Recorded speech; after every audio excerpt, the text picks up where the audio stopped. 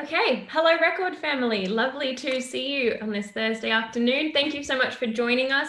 If you're joining us live right now, we love you guys, our regulars, welcome. And if you're joining us later on when this is no longer live, it's great to have you as well.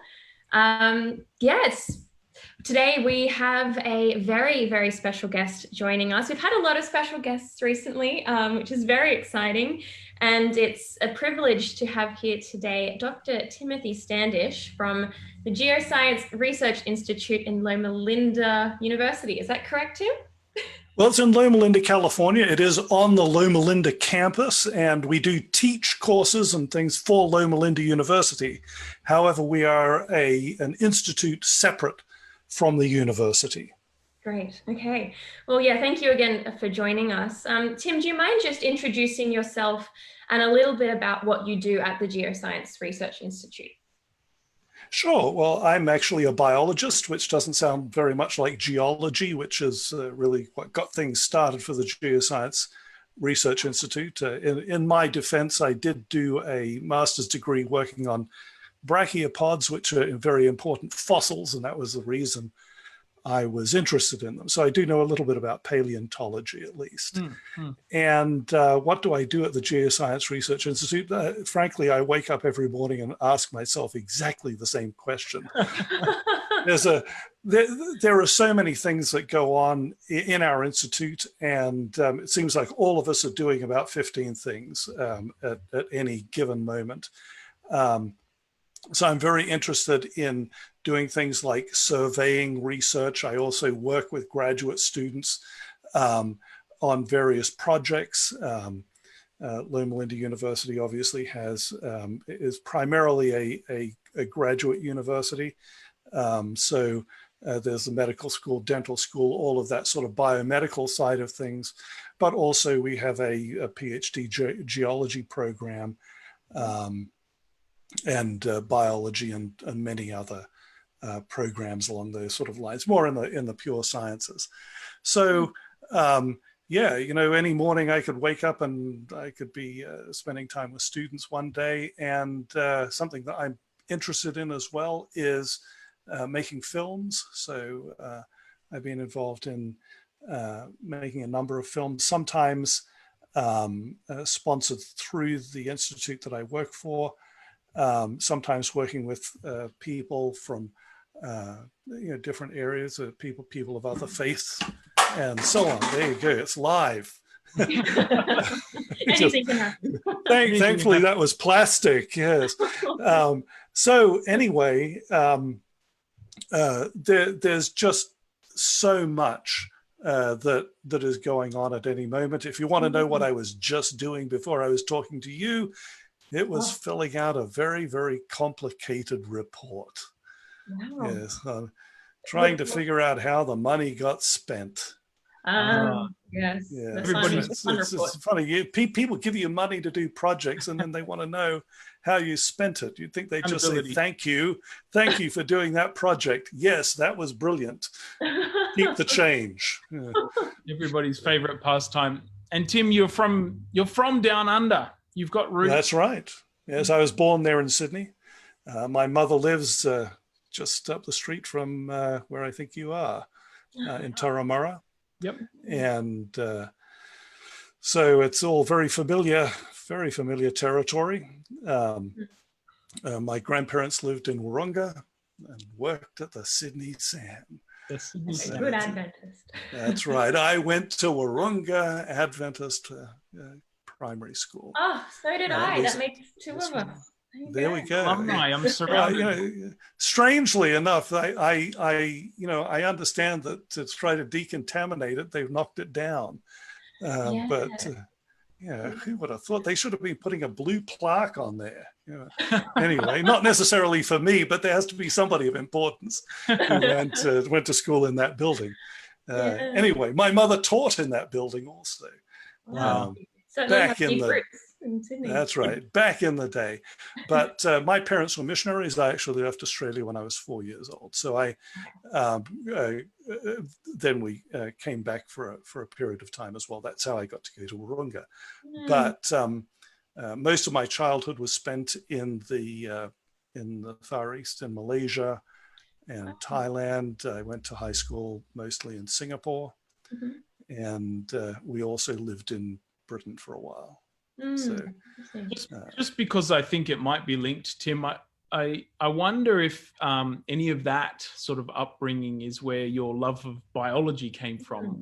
Was there any of that sort of in your childhood in the Far East, you know, discovering creatures, snakes in the backyard? And yeah, you know, there was fabulous biology around where we lived.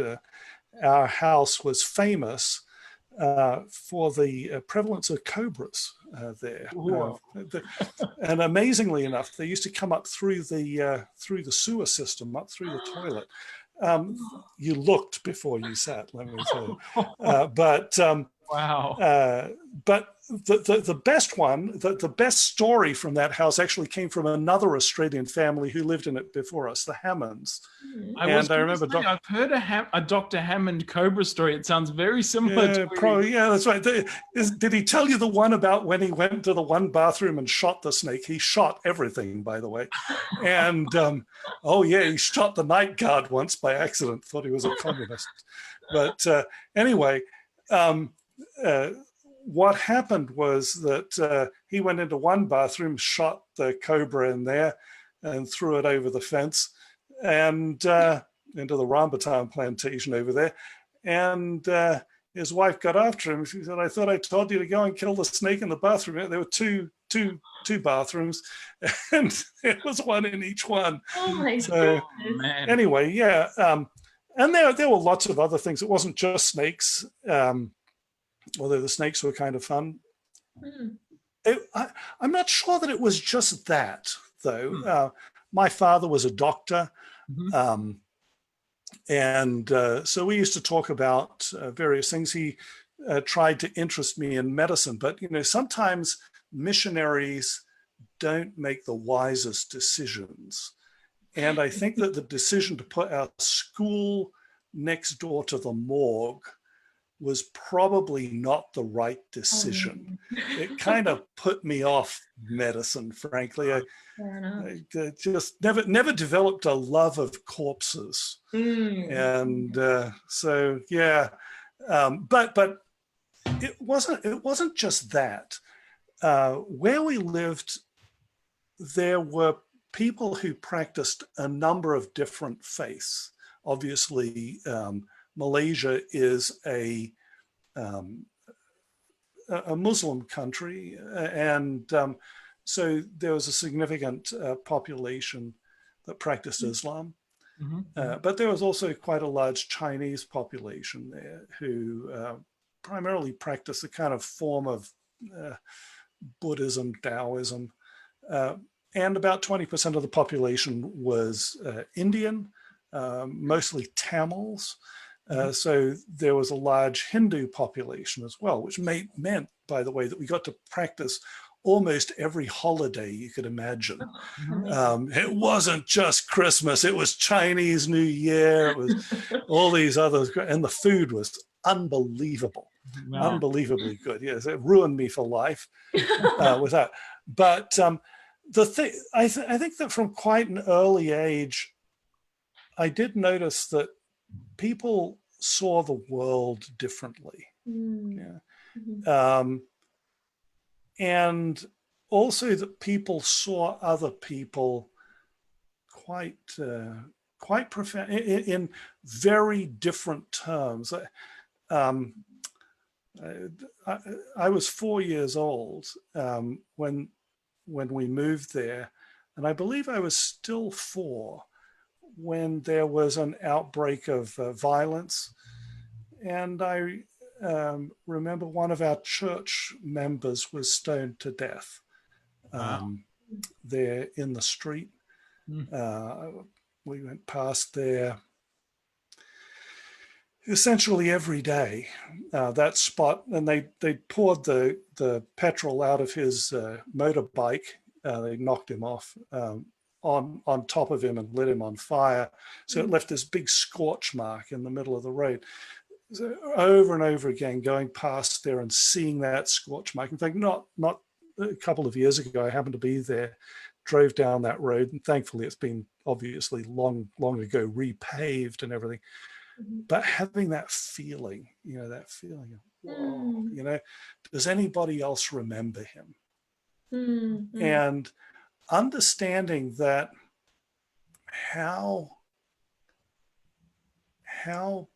people view reality has a profound impact on how we treat one another. And I'm sure there were many other things that kind of fed into this. I was quite young when we lived in England, and that was back in the 60s. And it seemed like a long time ago when I was there, but the Second World War had ended, less than 20 years, or about 20 years beforehand when I was there. And so this was very much on people's minds. So things like the Nazi ideology, what drove them to do such apparently crazy things, from my perspective, really interested me. It's interesting, Tim, how you sort of, throughout your whole life, you've had all these different sort of worldviews and ways of seeing the world. And I think that's interesting, kind of bringing it towards more of like the creation standpoint.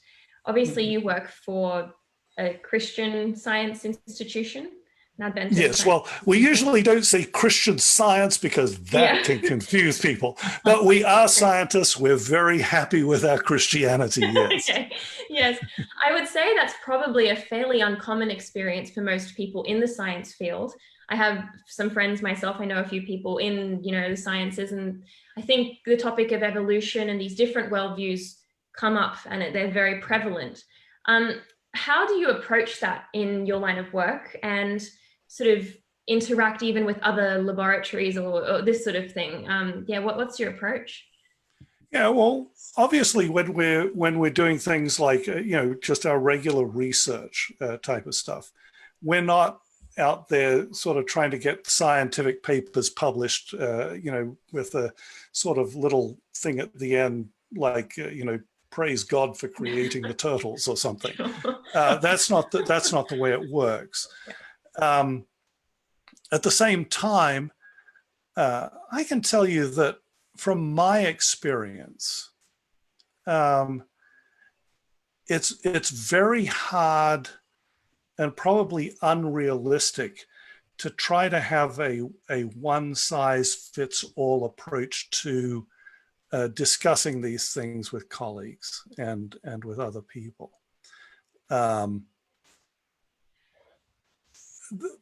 When you actually get into talking with scientists, we all have these PhDs, well, here in the US anyway. And that's supposed to mean that we're doctors of philosophy, but we're not. We don't take any philosophy, really. It's absolutely minimal. And as a consequence of that, we tend to be quite naive about really fundamental questions about epistemology, understanding where our ideas are coming from, those sorts of things. And because we're unaware of these things, we just accept what we're told as being the way it is. So let me give you an example. Let's say I, as a scientist, and by the way, I sincerely believe this. I say, well, I think that what I see is a reflection of reality. That seems like a perfectly reasonable statement to me as a Christian and as a Westerner and as a scientist. However, if I'm really serious about being approaching reality from a Hindu perspective, let's say, the belief that we would have there is, and I'm trying to phrase things carefully here because I want to be sensitive to the fact that I don't like it when people lump all Christians into one bucket. So I don't want to lump all Hindus into one bucket. There's over 1 billion of them, and there's going to be some individuality there, right? But there's this general idea that's accepted among many sincere Hindus that what we're seeing, what we're perceiving is an illusion. Right? It's not a reflection of reality. And so basic kinds of assumptions like that, we have a tendency just to, that's what we've absorbed as Westerners, as coming out of this Christian tradition. That's a very common view. And we don't realize that a guy we might be sitting down with and having lunch with or something is seeing all of that reality through a completely different lens. As a consequence of that, it's very easy for misunderstandings to occur, and actually quite difficult to engage sometimes. I don't want to rattle on too long about this, because these are really deep and complex questions. Obviously, everybody ultimately believes those fundamental things, like what I see is a reflection of reality, by faith. There's no science experiment you can do, because science is based on that premise in the first place. So to me, it's interesting to wrestle a little bit with those metaphysical underpinnings of science. Sometimes that opens up an opportunity for easy discussions. Sometimes it doesn't. Sometimes I remember years ago, and I shouldn't even mention this because it's basically name dropping, but I'll do it anyway. I was at a thing, and James Watson was there, who got a Nobel Prize with Francis Crick for figuring out the double helical structure of DNA. Right. A very interesting guy, but an absolutely committed materialist. And what we were talking about, we just had this kind of conversation. I wasn't the only one there. It was sort of a group of us, about what's the next big thing? Because at that particular time, the human genome was being sequenced, and people were saying, once we have this, we'll know what it is to be human. That's an actual quote. It seems silly and naive in retrospect, but that's what people were saying. And so we're talking about, well, what's the next big thing? After we get this sequence, and we know, every letter of those about 3 billion letters that's in the human genome, what's the next big thing? And Watson was saying, well, I think that it is going to be understanding behavior in terms of biochemistry, because everything that's going on in your brain is just chemistry. It's just atoms rattling around, basically.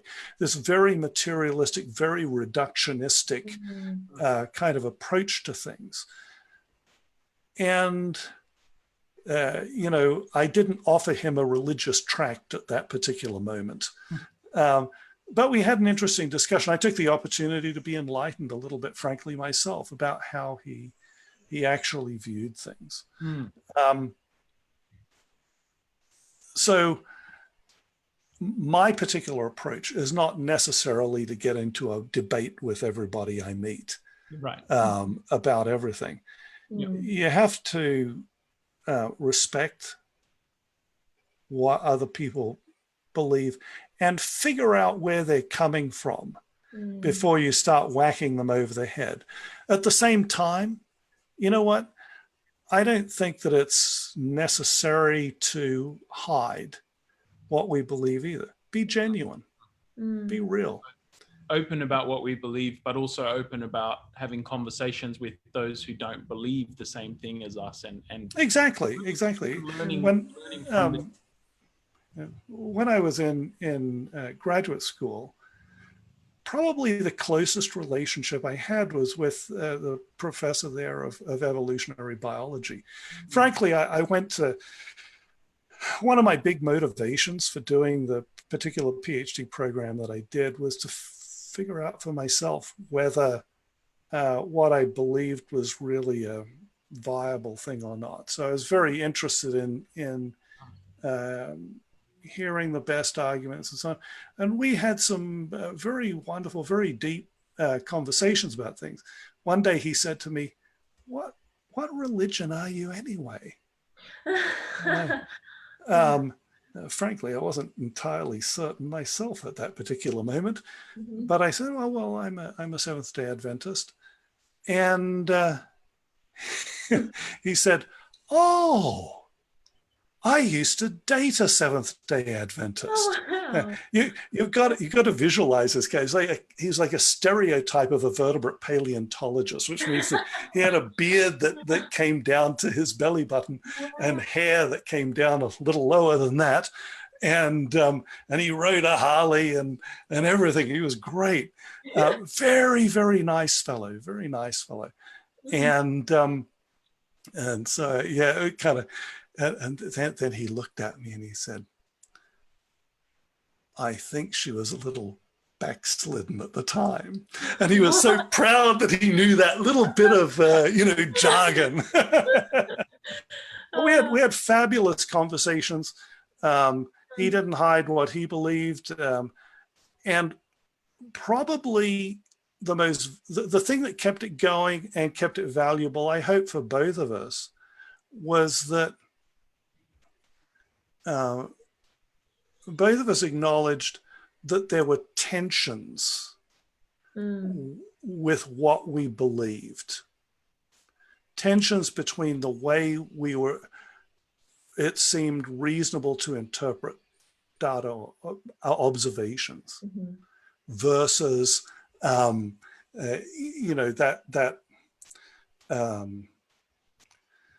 those sort of fundamentally deeply held beliefs that we had. It's when people won't acknowledge that tension that frankly all the interest is gone. When you've got all the answers, it's kind of boring.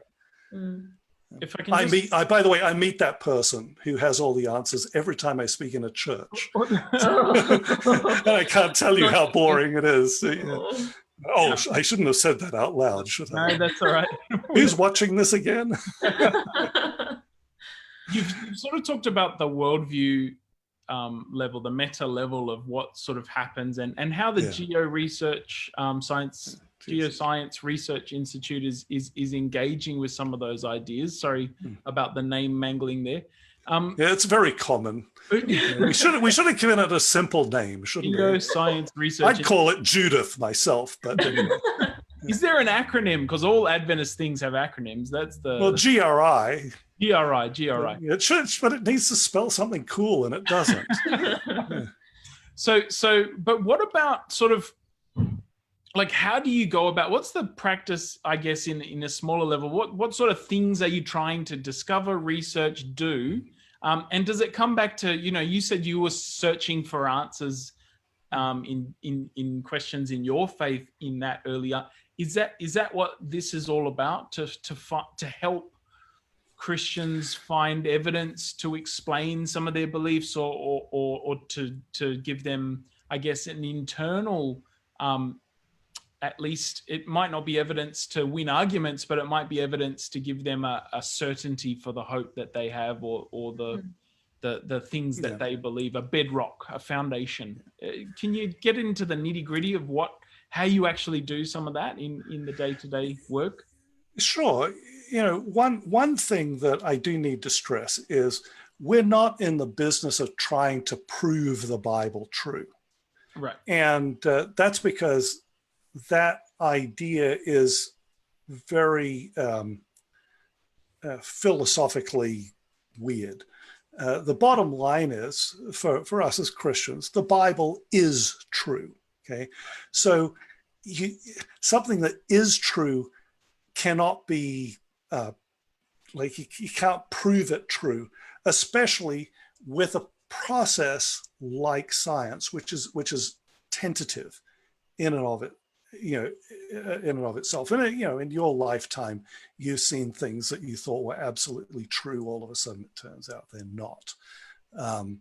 It's just the nature of science. It's hopefully self-correcting, but what we think is true right now is not going to be true tomorrow. So if you say science proves the Bible true, well, does it still prove the Bible true when it says exactly the opposite of what it said before, which is a common occurrence? I remember my high school chemistry teacher used to say, "I'm teaching you this. It's not really how it works, but it's a model that helps explain how it works. It's a simplified sort of variation of that." It's always stuck with me that it's like, hey, this is a level, but science will change. It may discover new things. This is where we're at now. This is our best interpretation. There's a lot of models that help us to then give us a framework for asking questions, hopefully figuring out details and stuff like that. And it's a valuable part of the scientific process. But you can never, let's put it this way. The person who is married to the model or married to the theory is actually the enemy of knowledge, because we can never have all the data. We're never that smart that we really figure it all out perfectly. Sometimes the most obviously true things to us turn out not to be true. So anyway, getting back then to how we kind of approach things. Obviously, there are areas of tension between what I call the record of history in the Bible and the current prevailing ideas in science. And so really a lot of our job is understanding what that tension is. My personal belief is that where you see tension, there's probably something interesting to find out. And of course, you can, you hear of lots of interesting examples of that in science, going from Newtonian physics to relativity. There's just these little things that are kind of niggling away there a little bit. And those little tensions then were kind of what inspired people to look a little bit harder, ask questions in a little bit of a different way. And lo and behold, you come out with this whole new understanding of how physics works. On a very practical, maybe it's an example of this, maybe not, but I remember once many years ago watching a sort of a documentary on sort of evidences for creation. And one of these little, tidbits was that the brain of a giraffe it has this sponge at the base of the brain so that when it puts its neck down, its head doesn't explode, little things like that. And I just thought that's amazing, because you can't have one evolve and then one not evolve. Otherwise the giraffe wouldn't be a giraffe, and all this kind of stuff. What for you are some of those either points of tension or the best evidences for God's creation that you like to kind of throw around in conversation? Yeah, I will tell you that I'm not a great fan of sort of silver bullets that are going to slay all those who disagree with me. And I don't really have a need to be the smartest man in the room. I meet that guy very often as well. But in discussing these things, or in my personal work, probably the thing that I am most in awe of when it comes to nature, and particularly biology, is how integrated and cooperative it is.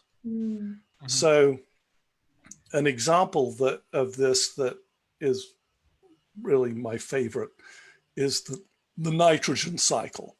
So, if you think of the atmosphere, it's almost 80% or about 80% nitrogen, and then you've got a whole, the rest is mostly oxygen. And then you've got little bits of other things like carbon dioxide. Anyway, that nitrogen is in a form that is essentially inert. So that means it doesn't react with things, so which is a good thing. We wouldn't want it all burning up because there's oxygen there or something. It's a really good thing that we've got these ratios of gases in the atmosphere. But it's got a triple bond between those nitrogen atoms. And it takes a lot of energy to break those apart. You know all about that because you know about things like dynamite, which is essentially nitroglycerin, or TNT, trinitrotoluene. Basically, what's happening there is you've got a molecule that's holding the nitrogens apart. You destabilize that triple bond reforms, and all of that energy that had to be put in to break the nitrogen apart is released again when those bonds are reformed, and that makes for a great big bang. So actually, there was something really cool on the news just today. One of those huge bombs that were dropped by the British during the war was defused in Poland, except it wasn't defused, it blew up. And man, that was pretty spectacular. Luckily, it was underwater, but wow, the amount of energy that was there, that was basically nitrogen going back together. So there is this amazing mechanism for taking nitrogen out of the atmosphere and basically converting it into ammonia, right? And then it can go into amino acids, and then those amino acids can also be the feedstock for things like the bases in DNA and RNA. So all of that nitrogen that we have in our bodies, that's in our proteins that are made from amino acids, in our DNA and so on, all of that comes through this amazing process. But what would happen if none of it was going back into the atmosphere? That would be catastrophic as well. So there's this whole process for actually when organisms, break down when they die, or when their waste products are recycled, that nitrogen is removed, but it's removed in the form of nitrate. Oh, see, I'm giving you the whole lecture. I'm sorry. The point is this: each one of these steps, and there are many of them, okay, is done by these microorganisms. And they have to work on a global scale to keep this nitrogen cycle all working all at once. And it must be a cooperative thing. And I will tell you that my education, the whole idea of Darwinism was so drilled into me that I didn't see this. Right. Even though I'd studied this many times in biochemistry classes and molecular biology classes, even to some extent, and in ecology classes, you see it over and over again, but you're always taught to view all of this through this lens of competition and survival of the fittest and all of these sorts of things. But no, each one of these organisms is cooperating so that you can exist. And so that they can exist. Really, if you look at living things, if you look at you are probably more non-human cells than you are human cells. Now, part of that's because bacteria are smaller than your cells. But as you probably know, you've got this whole zoo down here in your gut. But there are plenty of other microorganisms living in you and on you, and you don't want to be too clean. You can't actually be too clean. You want those things, right? You're going to give people nightmares, Tim. Well, it's not but no, they are your life support system. Wow. Okay? Every week there is an amazing paper that comes out that leaves me absolutely stunned. Mm-hmm. So a couple of weeks ago, there was one that came out that talked about how the bacteria in the gut of a mother mouse Mm-hmm. produce chemicals that turn out to be necessary for the brains of her pups to develop the ability to perceive things. Wow. And if you deprive that mother mouse from those bacteria, her baby's brains will not develop properly. I mean, it's just like, wow. Amazing. Wow. And I can assure you that similar things are going on with human beings. Yeah. It's not just mice. We study the mice because they give us, they don't complain as much as humans do when you treat them that way. But everywhere you look, everything is cooperating.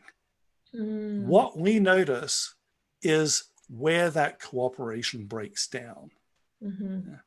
I'm really fascinated by something you said a little earlier, Tim, about sort of your worldview. You were brought up and you were educated in this Darwinian model, evolutionary model.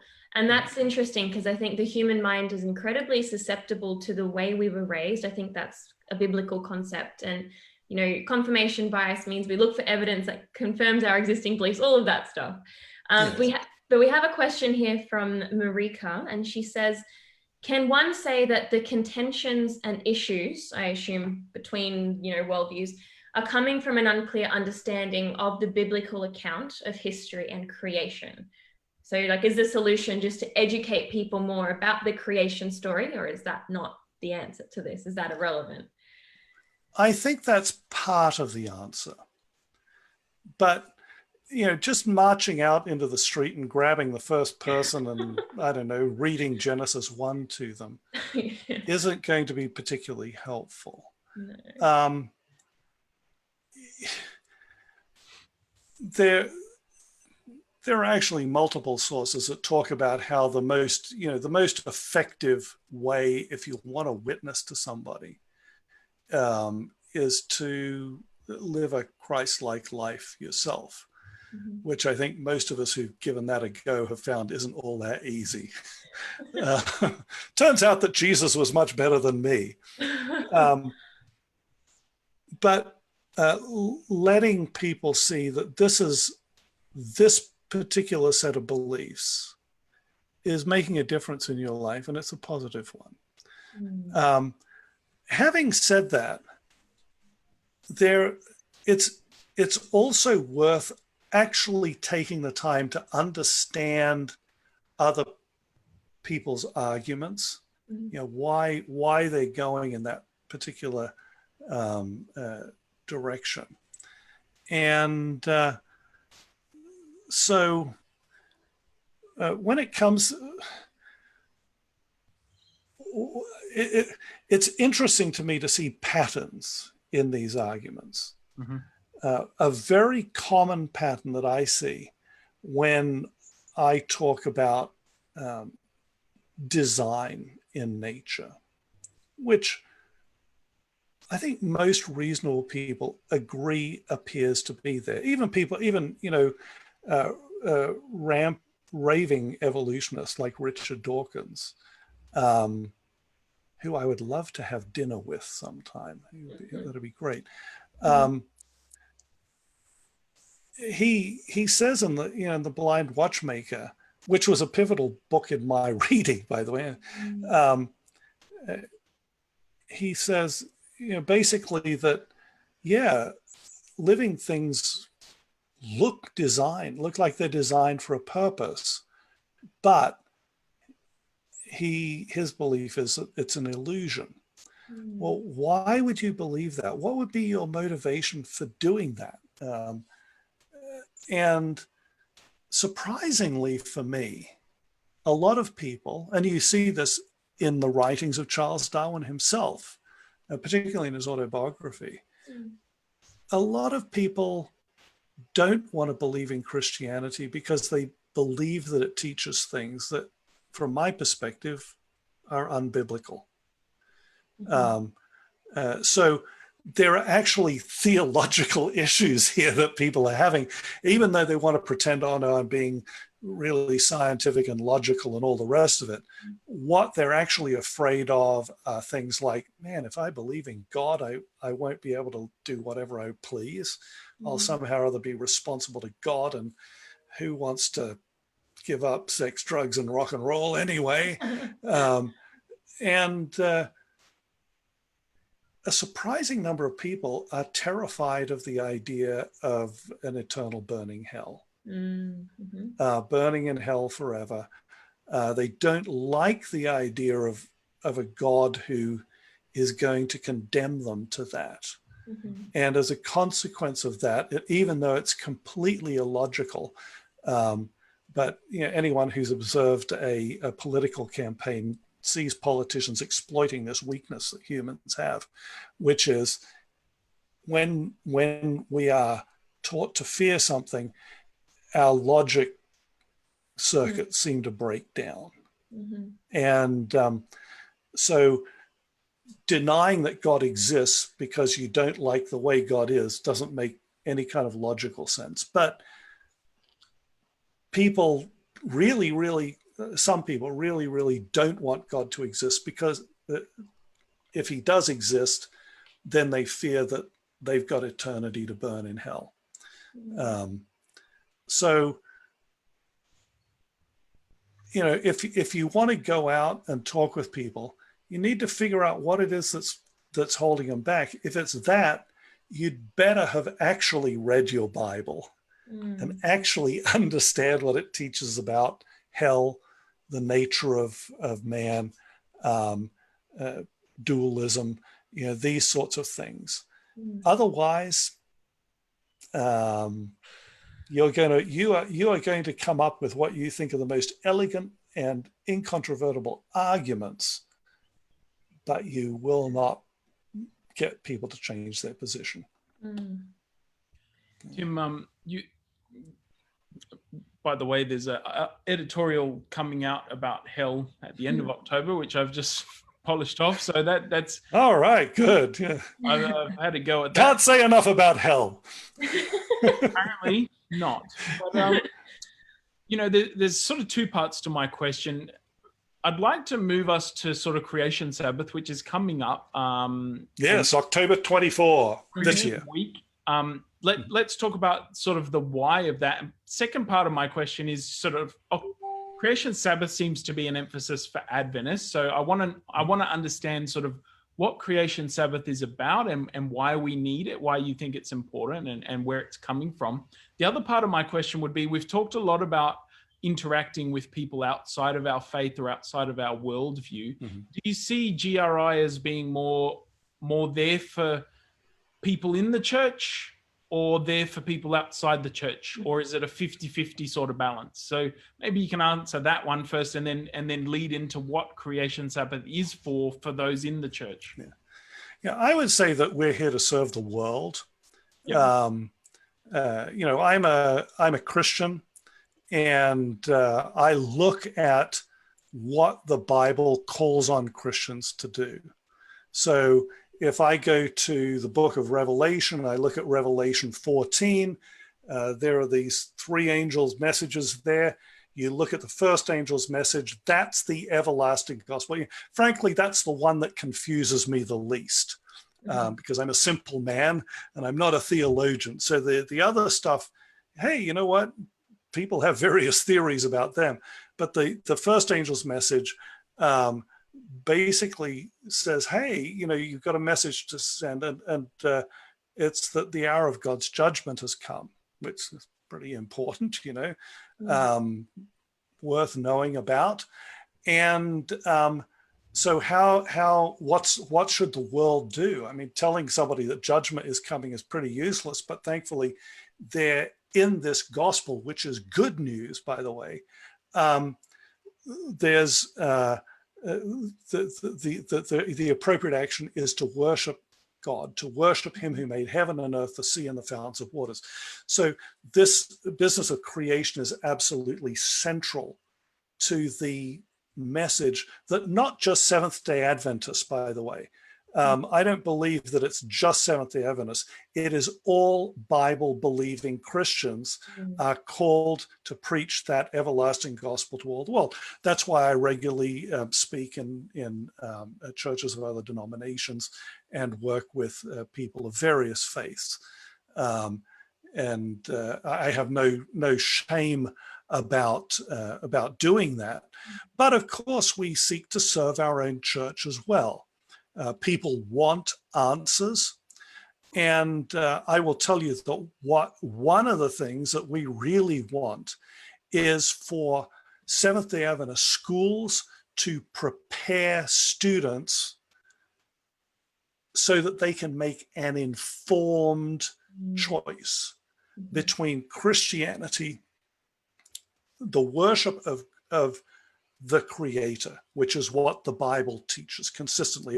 If you look at, if you go through the Bible and you look at all these times that it's saying you worship God, the reason that it gives, for example, in Revelation 4:11 is a beautiful example of that.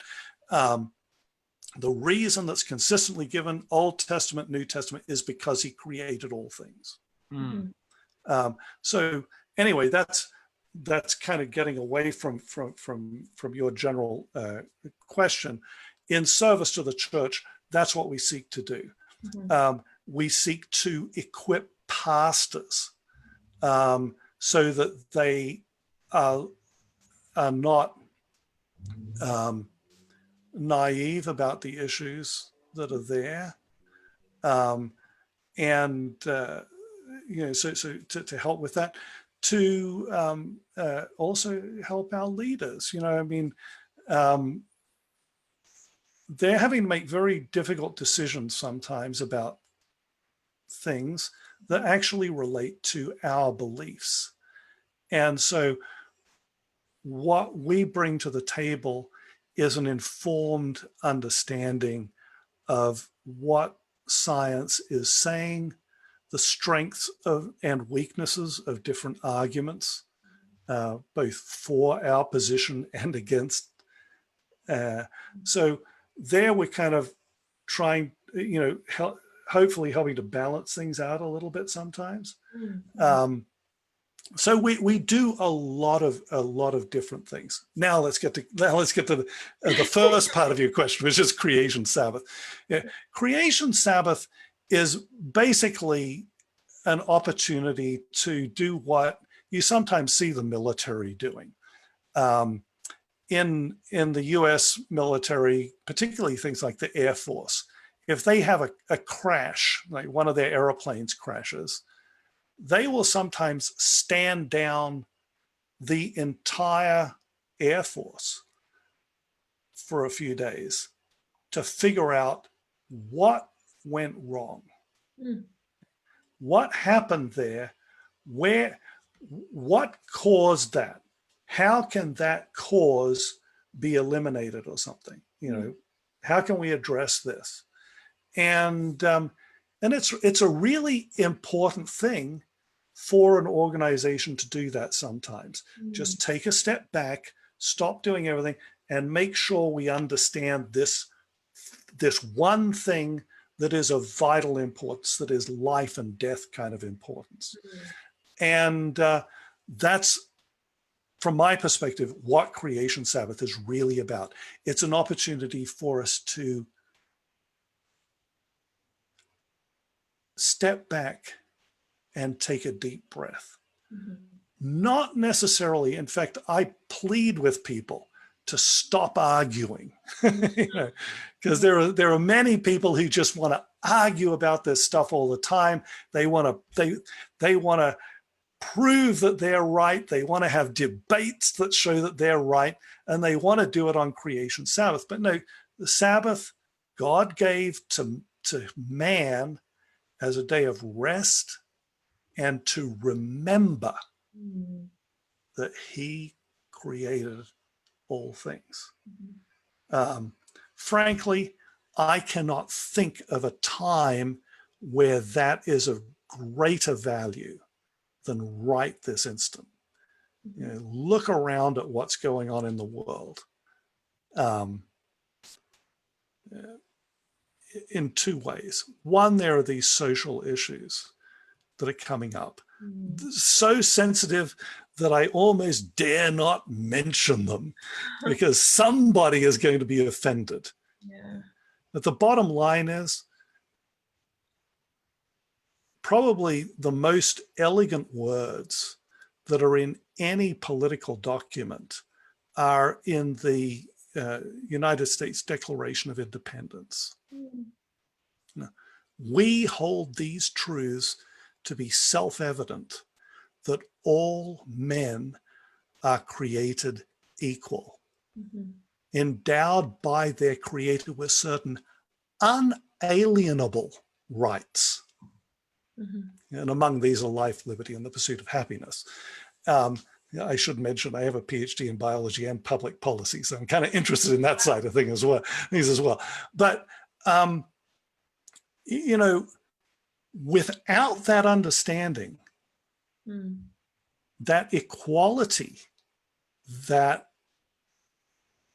biblical Christianity brings to the table, there is no equality. In a Darwinian system, I'm sorry, people can argue until they are blue in the face, but the bottom line is Darwinism is based on struggle. The most closely related in the most intense struggle and inequality. There must be differences in the fitness function of different individuals. And you can see how, well, you know, we don't have to imagine this. This experiment has been done, and it was done in Germany in the 1930s and 1940s. Okay? Nazi ideology is strictly Darwinian. Interestingly enough, Marxism builds off exactly the same foundation. In both cases, there is an inevitable consequence, and that's Holocaust, a dehumanization of human beings, a degradation in the value of human life, disrespect for it.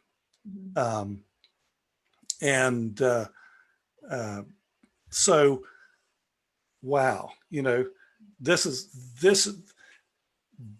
intentionally put into the calendar of the Seventh-day Adventist Church to encourage us to please stop that Romans series for once, pastors.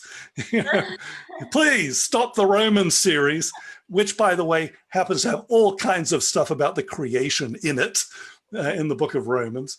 But in any case, you know, just step down for a moment. Stop with the prophecy seminar, whatever it is you're doing, and just remember, okay, there is a reason why when you walk into a Christian church, and I can tell you, it's not just Seventh-day Adventists. When you walk into a Christian church, you almost inevitably see a harmonious group of people of different ethnicities, different races, worshiping their creator together. And it's a beautiful, beautiful thing. Absolutely. Yeah. You don't see that in really resulting from other things, certainly not on the global scale that you see it. So that's one thing. The other thing is, you know what? We're all going through this COVID-19 pandemic right now. It's getting pretty rough. I'm fed up with being at home. I don't know about you. I want to go to a football game or something. I don't know. It's important for us to remember that this constant doom and gloom that we hear on the news and so on, and it's terrible. Hundreds of thousands, well, millions of people worldwide have died as a consequence of this. It's important to get some perspective, to walk outside and realize, you know what? the sun's still shining, the creation is still exquisitely beautiful. Our Creator still loves and cares about us. So, like I said, stop with the arguments just for 1 week. Let's step back. Let's enjoy this gift that our Creator has given to us. Absolutely. Very grounding thought, very peace-inducing. Just listening to you mention that is like, oh, yes, some perspective. We haven't got much time left, Tim, unfortunately. We'd love to pick your brain some more. You've a wealth of knowledge. But just as a means of promoting Creation Sabbath and encouraging churches to do something, what sort of resources are there and where can we find them? And how do you encourage us to use them? Well, I would encourage people to visit creationsabbath.net. And I've got my Creation Sabbath shirt on. Well, you can't see the whole thing, but let's see here. Yeah, there we go. On the arm, you can see the URL there. So creationsabbath.net. And there are a wealth of resources there. But you know what? Most churches have a pastor. That pastor has many years of training in things like theology. That is a huge resource there, but not just the pastor. Every church has multiple people who can be fabulous resources in this. So look around and see what's available. And, another possibility is just keep it simple. Keep it simple. Go for a hike. Maybe go outside instead of having a sermon. Do something different. That's there are just I don't want to kind of say, oh, you must do it this way. Each church in each part of the world has specific opportunities that are available. If you happen to live in the middle of New York City, arrange a geology walk and go around and look at all of those different kinds of rock that are used in the construction of those buildings, different kinds of granites, the fabulous limestone that's used on the Empire State Building. I don't know, there's got to be something like that in Sydney. You've got all that fabulous sandstone, among other things. Whatever it is, go out and do something, enjoy the creation. Another thing that I really encourage people to do is to view people who actually do creative things as a resource. As a biologist, I went through over 20 years of schooling to learn how not to see design in nature. And artists, engineers, architects, authors, people who actually create things actually know something about creation. So that would be another opportunity. Take advantage of these people. Let them tell you what they've got something to say. What goes into creating something. Where are there parallels in nature? Why is it that the sunset, I was just looking at this last night, how do you get orange and blue to go together? It always looks wrong. Never makes especially when you're looking at the colors of the University of Virginia. I say that because my brother graduated from there. Orange and blue, it looks awful. But in a sunset, it looks fabulous. Why? What's going on there? Why is that so beautiful to look at? Why are so many things so pleasing to the eye? How do we, just somebody point out how beautiful things are. Rosellas, I don't know, kookaburras, gorgeous creatures, and they're everywhere. Absolutely. I really like that emphasis, Tim, as a sort of place to end. Like the planet is just teeming with beautiful, amazing life. I know some of the videos that you guys have produced highlight some of the different things that and point to the beauty. But I think, the seventh day commandment that we so love as a people. Remember the Sabbath day, and in that sort of message, it points to the Creator who created it all. And I just, I think you're right. We all need to step back sometimes, especially those of us that live in the city and may not get out much.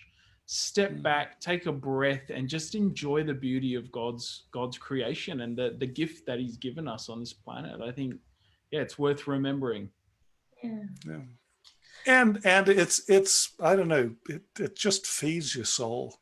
Yes. Everybody needs to do it every now and again. Hopefully people do it more often than just Creation Sabbath. Yes. This is a chance for the whole Adventist church just to take this gift that God's given us. And by the way, share it with other people. Probably a bit late to start planning something big for your community now, but why not? Here in Loma Linda, they do these things called animal Vespers. Oh, it's always fun. They've brought a lion into the church, not on a leash or anything. That was pretty wild. Yeah. Sometimes they bring the snakes and stuff.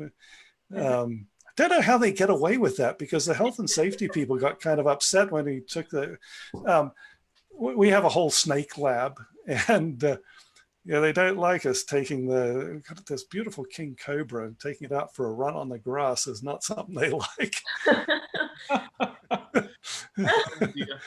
Well, as you say, Tim, that's one very creative example, but you also said it doesn't have to be complicated, going on a bushwalk, asking creators to share their knowledge. But yeah, look, thank you so much again for joining us. It's very late there. I know it's almost 11 p.m., so we're very grateful. Thank you so much for having me. No worries. It's been my pleasure. And just to reiterate for everyone at home, creationsabbath.net is the place to go, and there's all kinds of resources there, videos, social media graphics to promote the day in your churches. Until next week, have a wonderful weekend and week ahead, and we'll see you next time. Bye, everyone.